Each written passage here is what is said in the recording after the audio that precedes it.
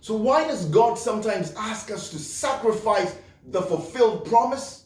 That's so that He will know what is in our hearts. That's the word for the day. God gave you a promise. God fulfilled the promise, and then He turned around and asked you for the promise. Why?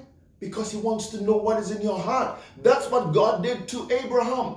Abraham had to wait for the promise for 25 years. The promise of Isaac, the child of promise, the child through whom the world was going to be populated. And then after God fulfilled the promise and Abraham was enjoying the promise, God said, sacrifice the son.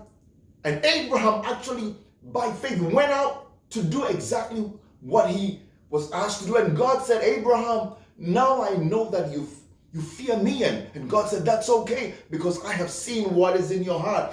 God will come around, fulfill the promise. He'll turn around, demand the promise of you, just so that He gets to know what's in your heart. Because it's important to God to know what is in your heart. We can never exalt the promise above God. That will be idolatry, and God would have no idol beside Him. Friend, maybe God has fulfilled the promise.